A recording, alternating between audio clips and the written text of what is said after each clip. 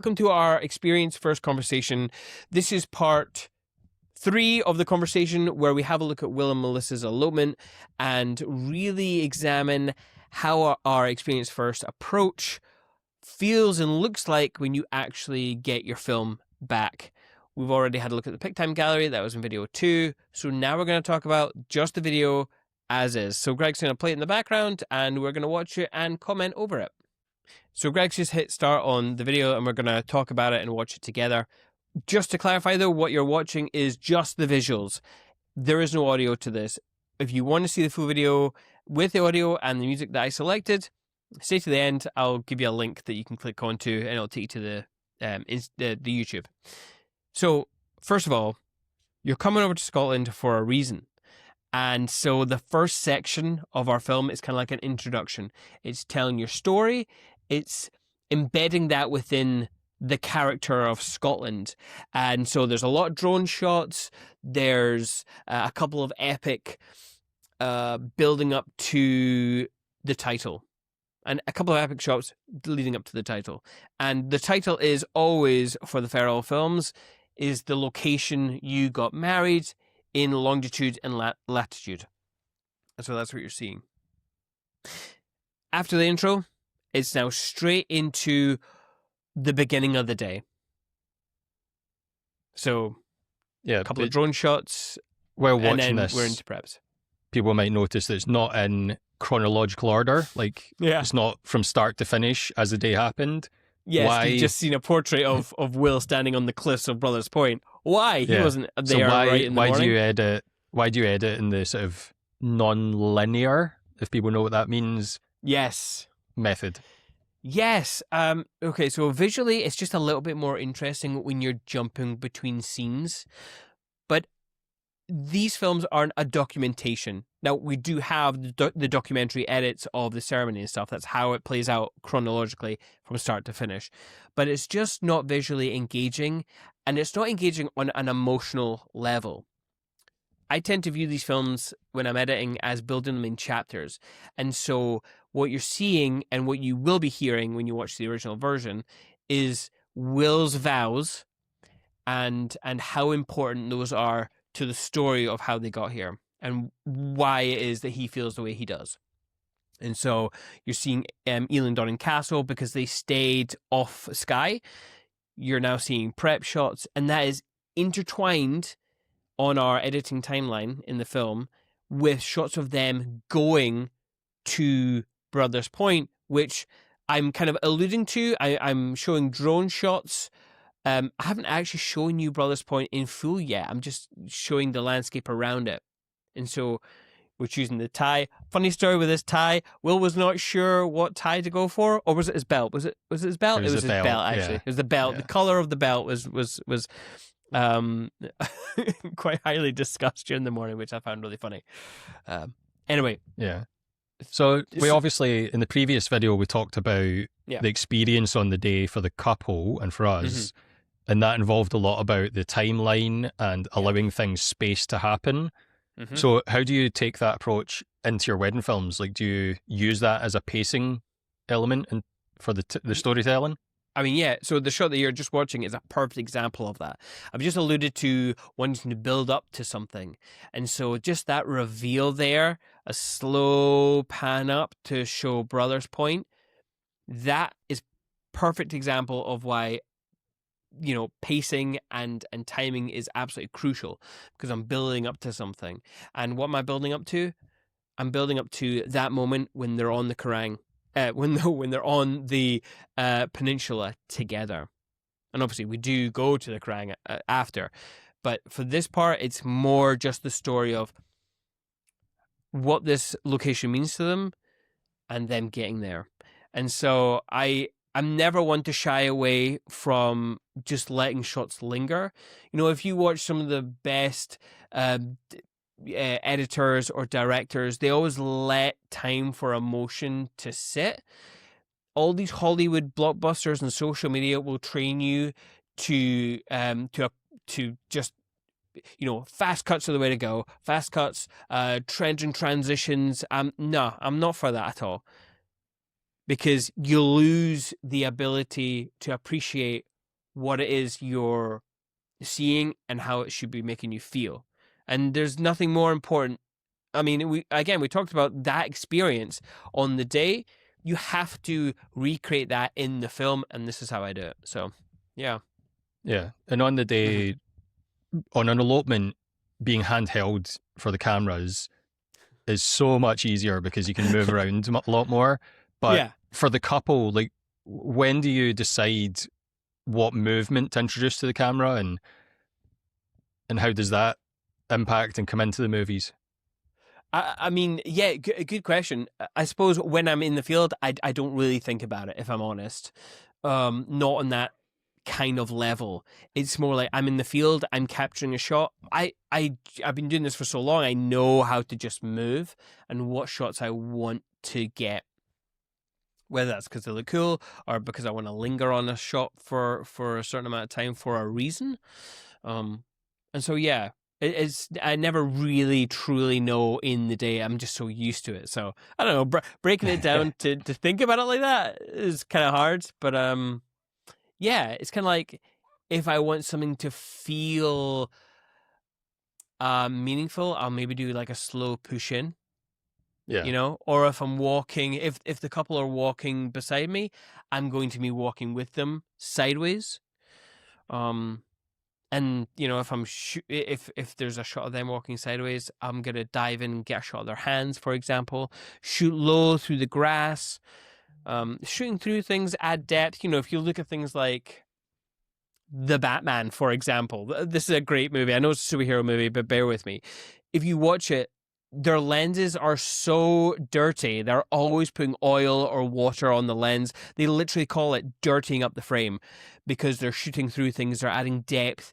And okay, there's not a lot of opportunity to do something like that, but I'm always thinking about that in my head. Yeah. And if you're watching this film with the audio on after this, you'll hear, as Simon says, their vows and Ashton's ceremony. Yeah. That audio on Sky, on the wind, on a cliff top or the side of a cliff is hard to capture. Yeah. So it could get really technical here, but we have ways of including a microphone on each person to get the best audio for each person. And then in the edit, we can do a wee bit more cleaning up of that. But just for the couple, we're always going to make sure you can hear your voices clearly, because that's what you want. You want to be able to hear your own personal vows and emotion coming through. Like when you're editing, Simon, how do you decide, like, say the vows are like 5 minutes long and you've only got a 6 or 7 minute film to edit. How do you decide what parts to include? Okay, so this is a really interesting question because this is something I have trouble with all the time. And so kind of just like we say like a rough, 300 to 500, 3 to 500 images in your gallery. We say that time-wise, but really, like, I never want to cut the vows. I have so much trouble because how am I to pick as a person what's actually important to them? And so I made the decision a long time ago that I would never cut the vows.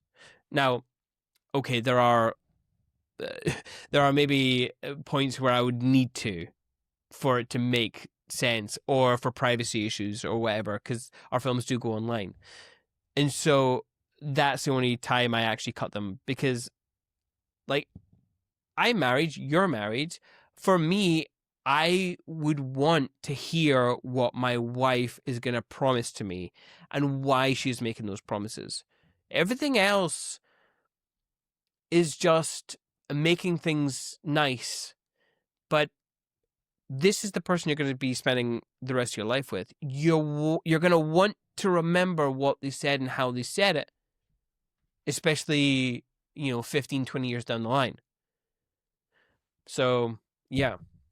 And by the way, that realization came when, and I don't know if you remember this, Greg, but we did a wedding again earlier on. A few years later, the groom died. And we still keep up to date with that bride. And I remember the thing that she told me was that audio is the most important thing.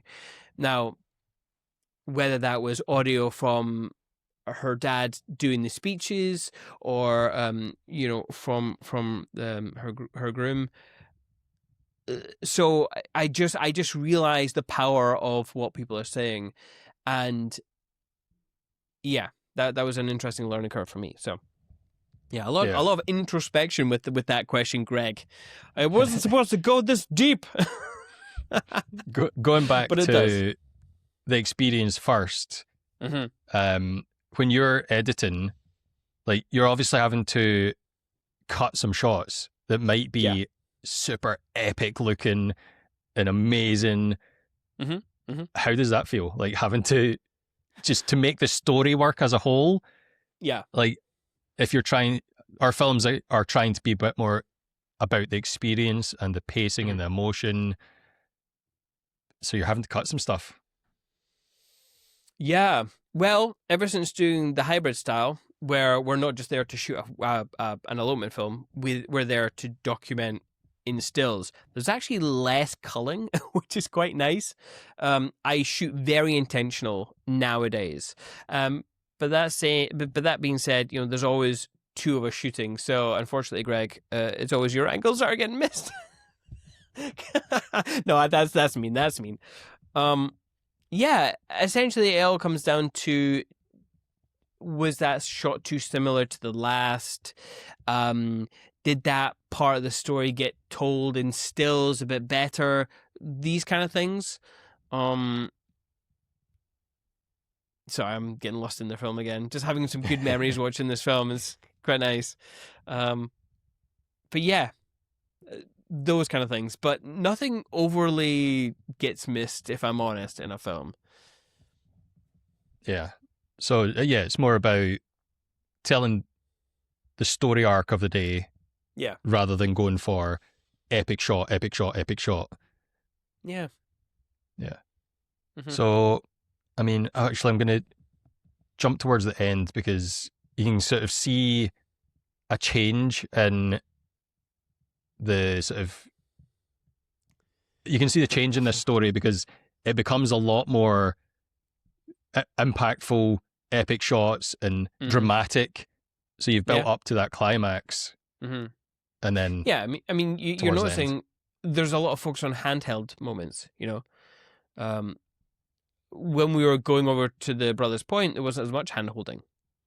I wanted them not to hold hands at that point, because, well, they're going to get married, and so the kind of coming together on a visual level happens at their ceremony, and so there's a lot of them being together on the cliffs, and obviously there's a lot of cliffs. This is a different location. This is the Kerrang, which is a little bit further up in Skye to Brothers' Point, and so yeah, we're just see, at this point we're at the end of the movie, so I'm literally using the visualization of them coming together. They're tying their knot. They're still walking together. At some point, I expect a first kiss. Look. Yeah, there we go. I mean, yeah. And then the big epic, we're on the cliffs kind of shot. Very, very nice. Actually, you'll notice that I cut away very, very quickly there. That was because of a technical issue. The camera at that point just went out of focus and it wouldn't come back on. Obviously, the rain had gotten into the lens, so there's always a little funny technical issues that we have to deal with in the field and in the edit, which I thought was really funny. So, yeah. But by that point, I was at the end of the day, so it wasn't quite as important. But yeah. Anyway, that was fun looking back at that film. I always like it. Yeah. Being able to hear the music would be good. If anyone does want to go and check it out, we'll link it after this film and here down in the description. I'll be very 2010 with my YouTube. Click here to go to the video. Click here. Click it. Okay, that's enough of that. All right, stay feral.